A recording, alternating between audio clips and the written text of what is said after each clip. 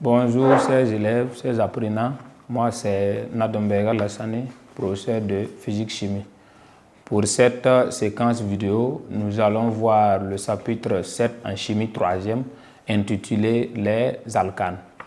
Voilà, donc sur ce, je vous invite à suivre puisqu'à l'issue de ça, voilà, donc on va proposer une évaluation terminale, voilà, juste pour pouvoir vous permettre de retenir concernant l'élément essentiel du chapitre. Voilà, donc on continue. Chapitre 7.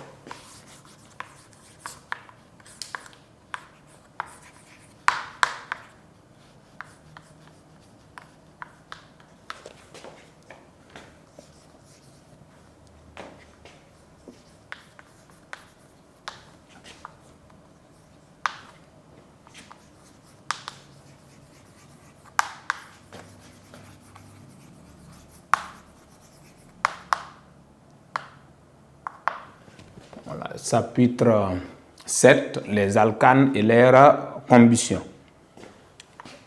En grand 1, avant d'étudier les alcanes, on doit d'abord étudier ce qu'on appelle les hydrocarbures.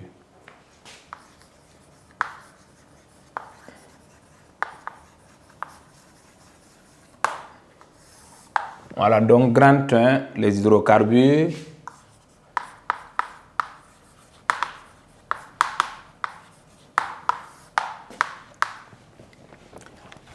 Petit 1, définition. Voilà, donc si on vous demande de définir qu'est-ce qu'un hydrocarbure, c'est tellement simple. Un hydrocarbure, c'est un composé moléculaire constitué uniquement d'atomes de carbone et d'hydrogène. Voilà, donc un hydrocarbure, c'est ça. Mais généralement, en troisième, il faut qu'on vous donne ce qu'on appelle la formule brute pour que l'élève puisse savoir si c'est un hydrocarbure ou pas. Voilà, donc puisque en quatrième, vous avez vu ce qu'on appelle une molécule. Voilà, donc vous avez vu à écrire réellement et vous avez eu à écrire la formule brute d'une molécule en quatrième. Voilà, donc en troisième, normalement, si on vous donne une molécule, l'élève doit savoir si c'est un hydrocarbure ou pas. C'est tellement simple. Si tu constates que la molécule est constituée uniquement que d'atomes de carbone et d'hydrogène, ça veut dire que cette molécule-là, c'est un hydrocarbure. Ça veut dire qu'il ne faut pas trop réfléchir. C'est tellement simple. Tu regardes, le carbone, c'est C, son symbole, vous avez vu ça, hein? L'atome en quatrième. L'atome de carbone est symbolisé par la lettre C. Et puis l'hydrogène est symbolisé par la lettre grand H. Donc si on vous donne une molécule et puis cette molécule-là contient uniquement, je dis uniquement, que de C et de H, c'est que c'est un hydrocarbure. Voilà, donc si on vous demande de définir qu'est-ce qu'un hydrocarbure, dites simplement que c'est un composé moléculaire constitué uniquement d'atomes de carbone et d'hydrogène. Voilà, donc c'est ce que vous devez retenir pour l'instant. Donc, on va définir ce qu'on appelle les hydrocarbures. Ce sont des composés moléculaires, voilà, constitués uniquement d'atomes de carbone et d'hydrogène. Voilà, donc on va noter ça. Les hydrocarbures sont des composés moléculaires constitués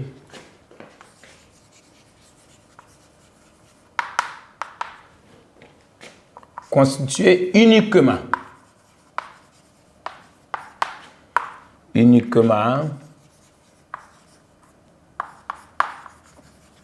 des atomes de carbone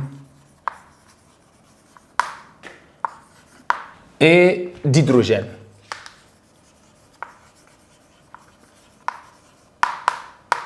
Voilà, voici. Voilà, mais généralement, quand on parle des hydrocarbures, c'est quoi? Bon, généralement, les hydrocarbures, on les trouve où? Généralement, les hydrocarbures, là, ce sont des dérivés du pétrole. Voilà, donc ça veut dire que si, par exemple, on dit au Burkina, on a trouvé, par exemple, le pétrole, voilà, donc ça veut dire que ce sont des hydrocarbures qu'on a, voilà, ça veut dire qu'on peut extraire des hydrocarbures dedans. Voilà, donc la plupart des constituants du pétrole là, sont des hydrocarbures. Donc on va noter ça en nota bene pour que vous cherchiez. Voilà, donc en nota bene,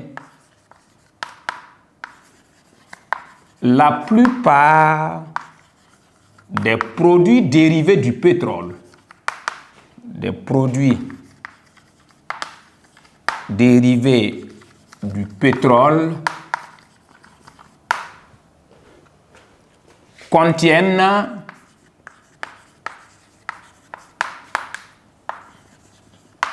des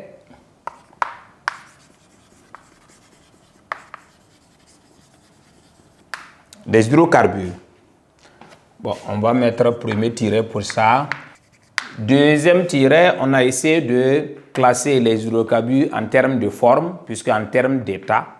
Voilà, donc quand on prend les hydrocarbures, il y a d'autres qui sont gazeux, il y a d'autres qui sont solides, il y a d'autres qui sont liquides.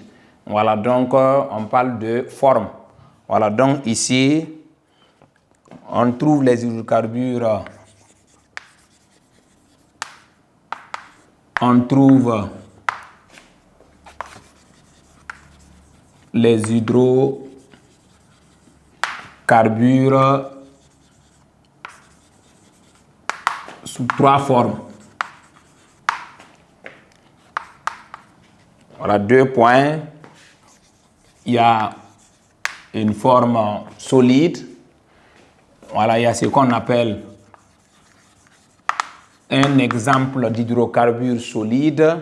Il y a ce qu'on appelle la paraffine. En quatrième, vous avez étudié ce qu'on appelle la bougie. Voilà, la matière de la bougie, c'est constitué de quoi? C'est constitué de la paraffine. Voilà, donc ça, c'est solide. Il y a des hydrocarbures également qui ont une forme liquide, telle que quoi? L'essence que nous utilisons. Il y a gasoil 3.2, suspension, ça sont des exemples. Mais il y a d'autres également qui sont gazeuses, puisqu'on parle de forme. Et les formes gazeuses, on peut donner par exemple des exemples. Il y a le butane que nous utilisons également à la maison. Voilà, donc les bouteilles de gaz que vous chargez là, c'est constitué uniquement que du butane, voilà, qui est gazeux. Donc il y a également un autre gaz qu'on appelle le propane. Voilà, donc tous ces corps-là sont gazeux. Donc ça veut dire que quand on prend les hydrocarbures, voilà, on peut les classer en termes de forme. Il y a d'autres qui sont solides, il y a d'autres qui sont liquides, il y a d'autres qui sont gazeux. Ça sont des informations pour un élève. Voilà, puisque il ne faut pas se limiter seulement au BPC, il faut avoir quand même une idée sur certains éléments. Voilà, donc on peut proposer également un troisième tiret concernant la formule brute. Voilà, on peut essayer de donner une formule brute générale des hydrocarbures, puisqu'on a dit que l'hydrocarbure, là, sa molécule là, est constituée uniquement que de C et de H. Donc ici, maintenant le nombre de C, ça veut dire que le nombre d'atomes d'hydrogène dans la molécule varie. Le nombre d'atomes également d'hydrogène varie. Donc on va remplacer par exemple on va mettre par exemple le nombre d'atomes de carbone X en termes de X. X là, ce sont des entiers naturels. Y également au niveau de l'hydrogène, pour dire que Y aussi peut varier, mais le X et Y là sont des entiers naturels. Donc ici, ce qu'on peut noter également, on peut proposer une formule générale. Donc la formule générale des hydrocarbures est, voilà, donc on peut proposer CX, HY, maintenant avec quoi? X et Y, éléments de grand N. Voilà, donc ça veut dire que grand N, là, ce sont des entiers naturels. Voilà, donc ça veut dire X et Y, là, sont des nombres sans virgule. C'est ce que ça veut dire. Voilà, donc si vous voyez une formule, voilà, donc ça veut dire que si vous avez une formule brute qui est constituée de C et de H, voilà, le X là, le X ici désigne le nombre d'atomes de carbone et puis le Y désigne le nombre d'atomes d'hydrogène.